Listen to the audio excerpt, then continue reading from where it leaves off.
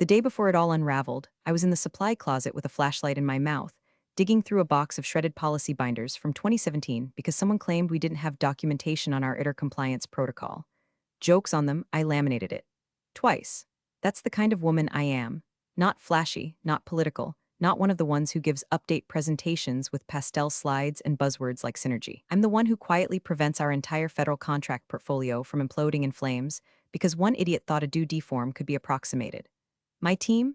7 borderline obsessive humans who could spot a forged signature from across a room and once found a hidden data leak because the timestamp on an internal memo didn't match server logs by 42 seconds.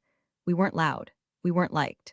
But damn, we were essential. We called ourselves the quiet department. Compliance and risk, but make it unsexy. That's the point. If we were doing our jobs right, no one ever noticed us. Our job was to track 72 regulatory controls across 6 domains: cyber, export, financial, ethical, HR, and systems integrity. 72, that's not an exaggeration. 72 areas where failure meant anything from a warning letter to a multimillion-dollar fine or a federal suspension. We had color-coded dashboards. I maintained a real-time risk register that mapped every control to its historical fines, risk exposure, responsible party, and audit frequency. Was that required? No. Did anyone ask for it? Also no. But I've seen what happens when memory fades faster than blame. So I kept records, receipts, every tiny missed inspection, every late training, every quick workaround signed off under pressure. And before we go further, if you're one of the 90% listening to this story without hitting subscribe or like, just know my team used to track unauthorized access attempts with more compassion than that. Subscribing helps this channel grow. Liking? It's like a virtual fist bump to the folks making these stories happen. So go ahead, click it. I promise I won't audit your cookies. Anyway, back to my corner of the office, fluorescent lit and stacked with folders that smell faintly like toner and stale hope. I wasn't trying to make friends. I was trying to keep us out of court. That was the unofficial job description. And for 7 years, we did just that. No fines, no violations. We passed every third-party audit with clean marks, even the aggressive ones who wore steel-toed boots and smelled like burnt coffee and cynicism. We were good, scarily good, but being good makes you invisible.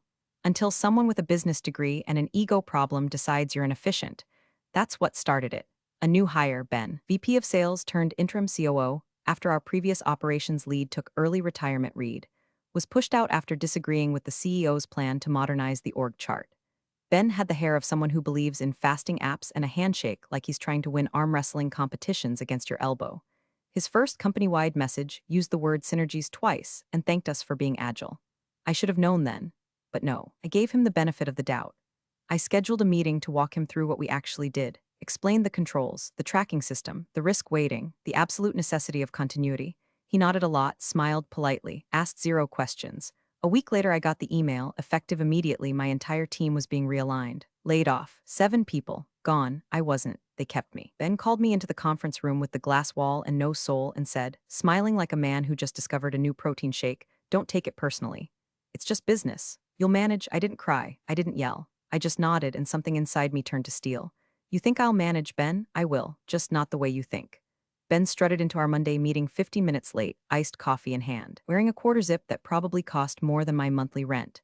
The kind of guy who says, "Let's double-click on that," and thinks grit is something you find in TED talks. He started his PowerPoint with a slide that just said, "Operational optimization, future-forward synergy." I could practically feel the compliance gods throwing lightning bolts at the projector. He clicked to the next slide, and that's when I saw it. Risk and compliance realignment strategy. No one had warned me, no call from legal. No heads up from HR. Just bam, there we were, our department in a red box labeled exceeds current need. I watched as he talked about right-sizing headcount and leveraging cross-functional efficiency. Translation: firing people who didn't hit sales targets because we didn't have sales targets. We had federal checklists, ethics reports, export control filings, and audit trail validations. But to Ben, that was administrative overhead. 2 days later, security badges stopped working for Cheryl, Denise, Yi, and the rest. I found out from Cheryl's text, "Badge denied. Guess I'm redundant. Thanks for everything, boss." I ran to HR, already knowing what I'd hear. It was a strategic call from senior leadership, they said. "We're transitioning toward a leaner compliance structure." Leaner. That's one way to describe an unstaffed function with 7 federal obligations and no humans. I confronted Ben, not publicly yet, just a closed-door meeting. I laid out every consequence. I pulled up 3 federal regulations he clearly didn't understand. I showed him the matrix of responsibilities, what tasks were assigned to whom, and what deadlines were coming up. He scrolled on his phone. When I stopped talking, he looked up, blinked like he forgot I was there, and said with a smirk, "Look, I appreciate the passion, but we've been too risk-averse. Paralysis by analysis. Sometimes you have to break a few eggs to make an omelet. I was the egg. My team were the eggs, and his omelet was a compliance catastrophe waiting to happen." And then, like he was tossing me a bone, he added, "You're still here. That says something. You've got institutional knowledge. You'll manage. Don't take it personally." I didn't respond. Not out loud, but inside. Inside, I was already building the detonator. The thing about Ben and people like Ben is they think quiet means compliant, that silence equals surrender. That if you don't scream in the meeting, you've accepted your fate. But I wasn't silent. I was calculating. That night, I logged into the risk register and created 2 new columns, owner and staff status. I filled in every item, every control, every policy, every audit checkpoint. Where it once said Cheryl, I now wrote vacant. Where it used to say Denise, I marked unmanned, 72 regulatory controls, 72 little red flags, and next to them, the potential fine, the actual dollar amount, because if Ben wanted to streamline, he should at least know the price tag. I stayed late that night. The office was silent. No chatter. No keyboard clicks from Denise 2 desks over. No yees humming. Just me, my risk register, and a spreadsheet that now read like a pending indictment. The janitor poked his head in around 9 p.m. "You the last one here again? Looks like I'm the only one left," I said. He nodded slowly. "That bad, huh?" I didn't answer. He just emptied the trash and left, humming the same tune ye used to hum. I sat there until midnight. Ben had no idea what I was holding, but he would. My final week started with a smile so fake it gave me a headache. HR wanted to do a gracious offboarding. That was the word they used, gracious. Like we were exchanging holiday cards, not torching the foundation of regulatory oversight. They offered me a farewell lunch. I declined. I had work to do. They asked me to write a few bullet points for the incoming team that didn't exist. I nodded. Of course, I said, happy to help. They wanted transition notes. What they got was a loaded weapon. I opened the register, one no one else had touched for 7 years, and began the update. Not with anger, not with speed, with surgical precision. Every entry got 2 new columns, staff responsible and current status. I went line by line. Export control, Cheryl, status unmanned. Ethics hotline review, Denise, status unmanned. FCPA vendor screening, Yi, status unmanned. 72 regulatory controls, 72 vacancies, 72 ticking time bombs. Next to each, the risk weighting, the potential fine, the compliance obligation, the trigger threshold. I wasn't just updating a file, I was writing the future. Once I finished, I didn't send it right away. I printed it first, bound it, slid a cover on, stared at it for a moment like it was a confession letter I'd buried in a drawer for years. This was everything they didn't understand, everything they had ignored. Then I wrote the memo. 3 lines, plain, professional, brutal. As requested, please find attached the updated control register outlining current compliance obligations and responsible parties. This should clarify present exposure following recent organizational changes. Let me know if you need clarification. My name I CC'd HR, legal, internal audit. And because God has a sense of humor, I BCC'd the third-party audit firm we'd used for the last 3 years. Not out of pettiness, out of duty. I had a right to know. Then I logged out, shut down the monitor, packed my drawer. Took the little cactus Cheryl gave me 2 Christmases ago and slid it gently into a shoebox. 1 stapler, 1 mug, 1 USB with nothing on it except my resume. I walked past Ben's office. He was on a call, AirPods in, feet kicked up on the desk like he'd just conquered Rome. He saw me, winked, gave me a thumbs up. I smiled back, big, warm, professional. It's easy to smile when you've already lit the fuse. I handed the binder to HR. Here's everything, I said. Every control, every gap, every risk should be very self-explanatory. They took it without opening it. Probably filed it in a drawer marked to be ignored. I walked out of that building like I'd never be back, not physically. But oh, I'd haunt them. Because you don't kill the immune system of a company and expect to walk away scratch-free. That night, I poured a glass of wine and stared out my kitchen window, watching the neighbors try to reverse park a minivan for 8 minutes. I laughed, not at them, at everything, the absurdity, the arrogance, the fact that Ben thought the hardest part of my job was making a checklist. No, Ben, the hardest part was protecting you from yourself. But now, you're on your own, and so is your compliance department. Because you don't just erase people and expect the systems to run themselves, especially when the systems were us. The first sign came on Monday. My inbox bounced back with an error when I tried to send a recipe to Cheryl from my old work email. Undeliverable, address not found. I expected that. What I didn't expect was how it felt, like watching someone box up your desk in a home you never really owned. It wasn't grief. It wasn't even sadness. It was a clean cut, the kind that doesn't bleed right away but makes your whole arm numb. Then Denise texted, "Hey, your name's gone from Slack." Like gone, that hit harder. For 7 years, it meant something. It meant she'll know the answer. She'll fix it. She'll pull the exact clause from the CFR faster than you can Google what CFR means. Now, I was a ghost. They stripped me out of the system like plaque off a corporate artery, assuming they'd unclog something, not realizing I was the blood pressure keeping the vessel from bursting. But they forgot one thing. The register wasn't a work document. It was shared with timestamps with edit history, with a permissions list that included our third-party auditors, updated annually per policy 13.4b, external risk partners. It was still live, and those external auditors, they read things. 3 days later, Cheryl called me not from her phone but from her boyfriend's. You didn't hear it from me, but they pulled your register into an internal review. Someone high up flagged it. I didn't say anything. She whispered, they're freaking out. I bit back a smile. That same night, an email popped up in my personal inbox, not from anyone at the company, but from a senior associate at our auditing firm. Polite, formal, curious. Would you be available for a brief follow-up call regarding the risk register you submitted as part of your offboarding documentation? You've noted some discrepancies worth discussing. Discrepancies, that's one word for it.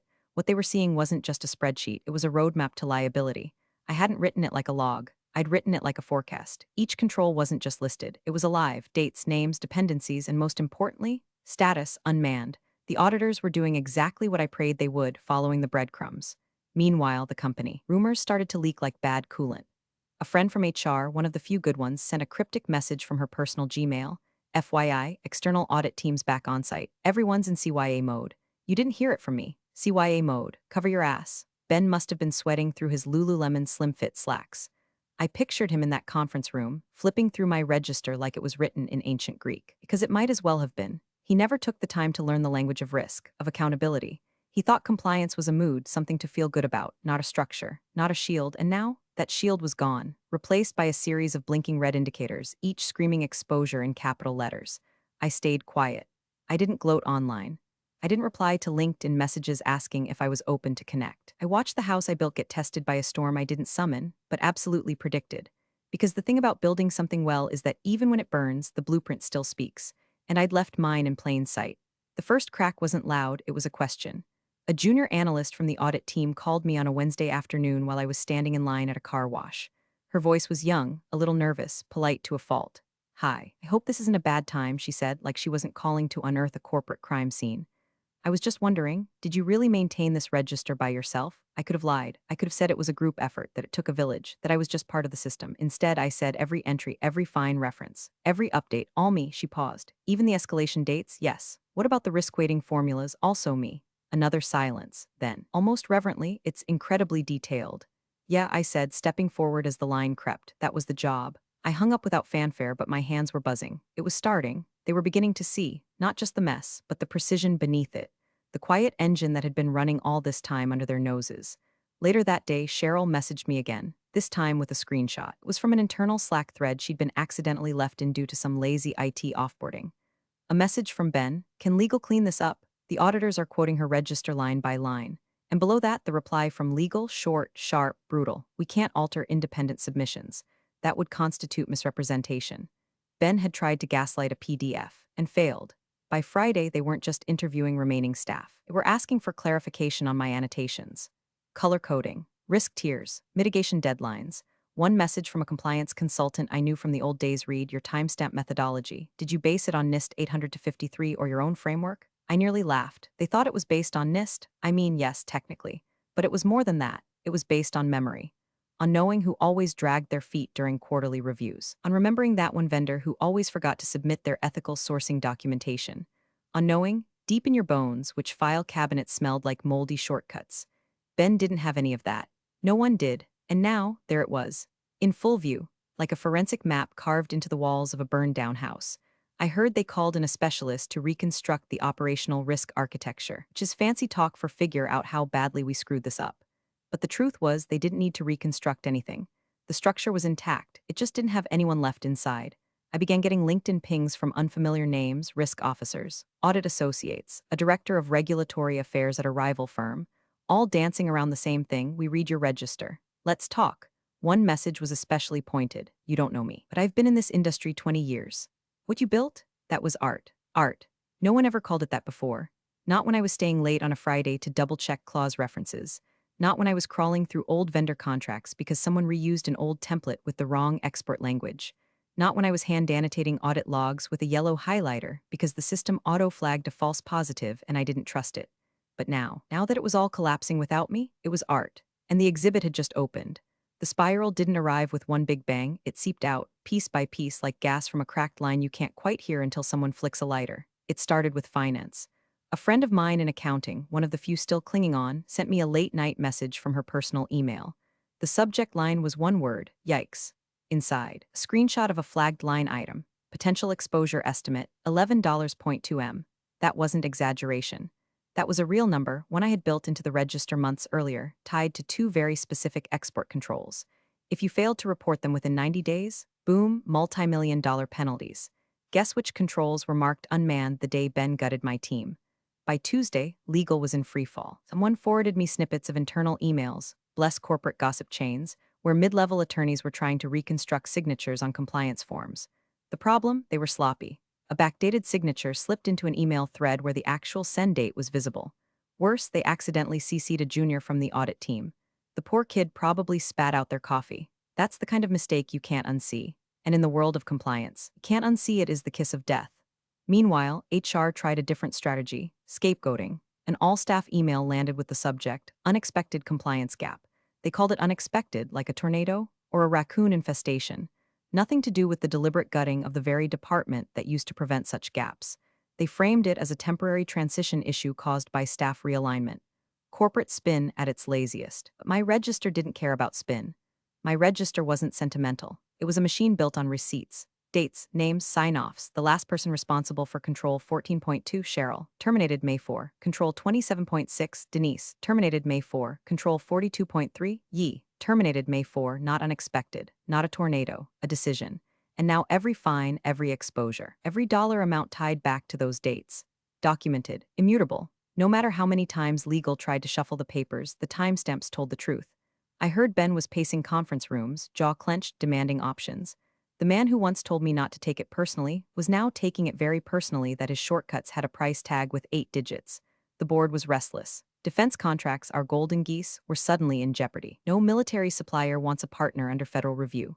No agency wants to explain to Congress why a contractor with known gaps is still on the payroll. And me? I didn't spiral with them. I didn't panic. I sat in my apartment with a glass of bourbon, flipping channels while their empire shook. I thought about every late night I spent building that register, every sigh when someone brushed me off, every half-smirk from execs who thought compliance was a nuisance. Now it was their executioner. And for the first time, I let myself smile, not wide, not triumphant, just a thin, cold curve of satisfaction, because the truth had finally arrived, and it was louder than any defense Ben could mount. The first message came on a Thursday morning, sandwiched between a spam email about miracle vitamins and a note from my aunt asking if I'd figured out how to reset her Wi-Fi. It was from Ben. LinkedIn. Hope you're well. Could we chat? That was it. No apology. No acknowledgement. Just a bland, neutered olive branch dressed in corporate neutrality. I stared at it long enough to watch the little scene by recipient indicator flash back at him. Then I closed the app. No reply. Because what would I even say? Yes, Ben, I'd love to swoop in and mop up the bloodstains you left behind while you played COO cosplay. No thanks. By Saturday, a screenshot of an internal memo landed in my inbox, forwarded by one of the few allies I still had inside. The subject: root cause analysis. The content was a bureaucratic obituary.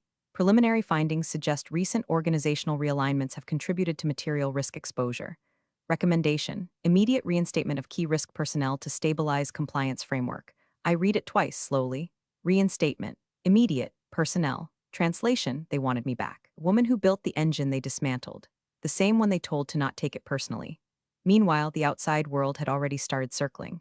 Recruiter pings lit up my phone like slot machine reels. Senior Director of Risk Management, VP of Compliance, Head of Internal Controls. Some of these jobs paid more than my old salary plus bonus combined. The irony? My resume wasn't even updated. Didn't matter. I didn't need to sell myself. My register, the one now sitting in the middle of their corporate autopsy, was my resume. One recruiter put it bluntly: everyone's read the file. You're the architect. Companies want architects, not tenants. It was flattering and dangerous. Because I could feel the temptation to gloat, to rub it in, to reply to Ben with a one-liner like, hope you're well too. Enjoying the $11.2 m exposure? But no, that wasn't the move. The real power was silence. So I stayed poised, calm. I took calls, but I didn't chase them. I listened to offers, but I didn't leap. I sipped my coffee slowly in the mornings, watching LinkedIn notifications multiply, knowing full well that every ping was another crack in their illusion of control. Ben, for all his bravado, was suddenly the one knocking on doors, begging for help. I was the one with options, and it felt good, not petty good, not revenge fantasy good, but grounded, real good. Because for the first time in years, I wasn't the desperate one scrambling to prove my worth. They were. The boardroom was supposed to be Ben's theater: big glass table, leather chairs, a skyline view meant to intimidate whoever sat across from him. But now it was filled with auditors, binders, and faces that looked like they'd aged 10 years in a week. The lead auditor, a man I'd only met twice but who remembered details like a steel trap, stood at the head of the table. He didn't start with a preamble. He didn't waste time with fluff. He held up my register, printed, bound, annotated with sticky flags like it was scripture. This document, he said, tapping the cover, is exemplary. It forecasted nearly every current violation we've confirmed in this review, and it outlined the fines tied to each lapse, some of which are now unavoidable. The silence was thick, not the respectful kind, the suffocating kind, the kind where you can hear your own pulse in your ears. One of the board members leaned forward, adjusting her glasses. Who maintained this? The auditor didn't look at Ben. He didn't look at legal. He didn't look at HR. He flipped a page, checked the metadata, and answered plainly, she no longer works here. Her team was eliminated during the recent reorganization. The word eliminated hung in the air like smoke. Ben shifted in his chair, his jaw flexing, his hand twitching toward his phone like he could text his way out of the truth. The board member pressed again, sharper this time. Why would a department this critical be eliminated? No one spoke. Legal stared at the table. HR shuffled papers they weren't reading. Finance coughed into her sleeve. The auditor let the silence stretch. Then he set the register down with a deliberate thud. This wasn't busy work. This was a blueprint. It was predictive. Whoever built this understood your risk posture better than anyone in this room. And right then, though I wasn't in that room, I became the loudest voice there. Not through speeches, not through protests, but through the cold, undeniable precision of a paper trail I'd built when no one was watching. I imagined Ben's face, pale under the boardroom lights, realizing he'd dismissed the one thing standing between him and catastrophe. My silence was echoing back at him, louder than his buzzwords ever were. It wasn't me twisting the knife. It was the record, the receipts, the undeniable math of cause and effect, and the scream of that truth drowned out everything else. The climax came faster than even I expected. One week, Ben was pacing hallways, snapping at assistants, sweating through his button-downs. The next, he was being walked out of the building by two grim-faced security guards. No dramatic farewell, no victory lap. Just a man who thought cutting corners was leadership, clutching a cardboard box filled with stress balls and branded mugs. His legacy reduced to cheap ceramic. The CEO tried damage control. A statement went out, polished and sterile, full of words like misjudgments, course correction, and renewed commitment to excellence. The press didn't buy it. The regulators definitely didn't. You can't spin away hard numbers and sign documents. The number hanging around their neck was brutal. $18 million. $18 million. That was the cost of streamlining. That was the bill for arrogance dressed as innovation. The settlement was public, attached to press releases, financial filings, and whispers in every defense contracting corridor that mattered. Suddenly, the company that once bragged about operational efficiency was synonymous with negligence. But then, in the middle of the chaos, came something unexpected. A letter. Handwritten from the old general counsel, the one who always respected the work even when no one else did. It said, "Your register saved the company from criminal charges. They'll never say it, but I will. Thank you." I read it 3 times, the words sinking in like sunlight after a long storm. Then I bought a simple black frame, put the card inside, and hung it on the wall above my desk, right next to a printed copy of the register. Not as a trophy, not as revenge porn, but as proof. That quiet work matters, that invisible labor leaves marks, that precision even ignored still carries weight, and then I left it behind. Because while they scrambled to repair contracts and soothe regulators, my world had opened wide. My inbox filled with 3 offers, senior positions from firms that had read the fine print, who knew exactly what my name meant now. I didn't even chase them, they came to me. So I shut my laptop. I closed the blinds. And a week later, I was sitting on a beach, the sound of waves replacing the hum of fluorescent lights, my phone face down in the sand. No speeches, no victory parade. Just me, the ocean, and the quiet knowledge that I hadn't needed to shout to be heard.